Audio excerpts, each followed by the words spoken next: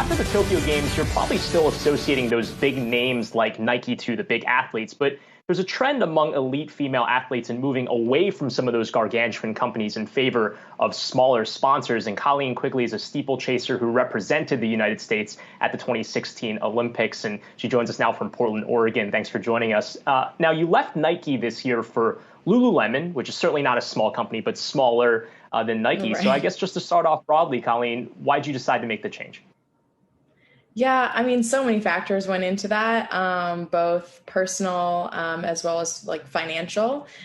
Basically, I've been with Nike since 2015 when I graduated from Florida State University and went pro as a track and field athlete and signed with Nike and joined a team out here in Portland then. Had a great 5-year run with them, but I think, when it got to the end of that, I just decided that they weren't giving me really what I needed off of the track and not really seeing me as anything more than just a runner. And I became, I started to see myself as more than a runner, and I like to do a lot of different things. I have different initiatives that I'm working on, really focusing on young athletes and young female athletes.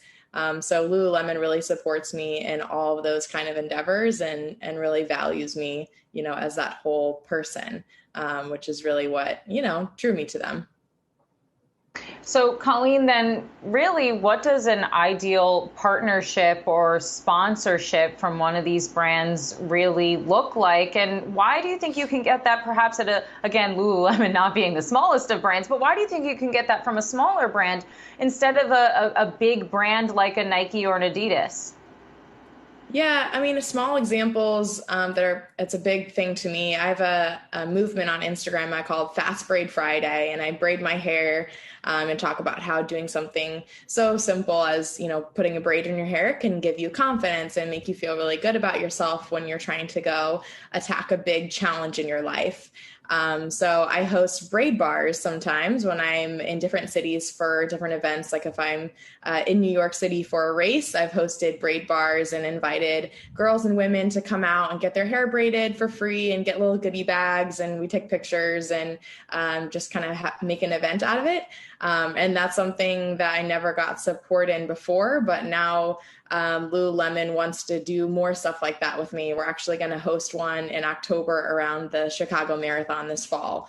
And so just really leaning into those things off the track is something that I'm really looking forward to with this new partnership.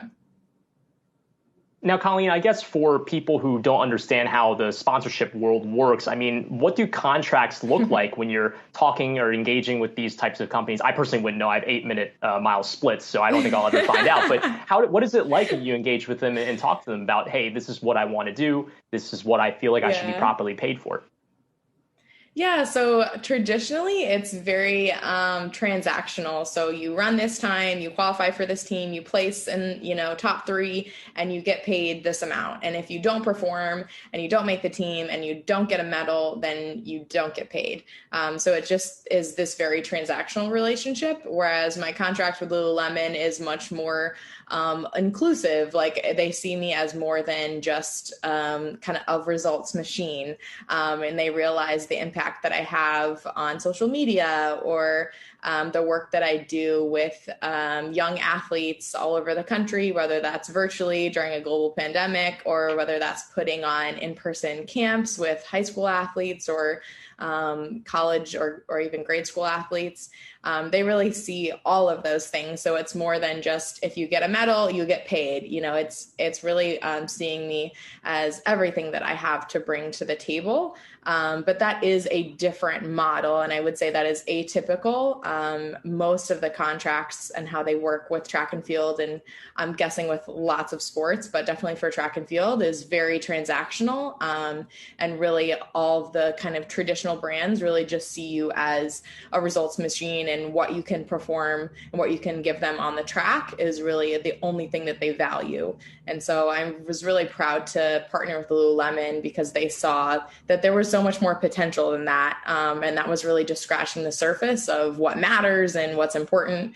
And I think we saw that even this summer, just a couple weeks ago with Simone Biles not competing for many of her events in Tokyo, but still making a huge impact, even with pulling out of the competition, she was still able to send a huge message and make a big impact. So that's just one example of, you don't have to be on top of the podium to really send a strong message.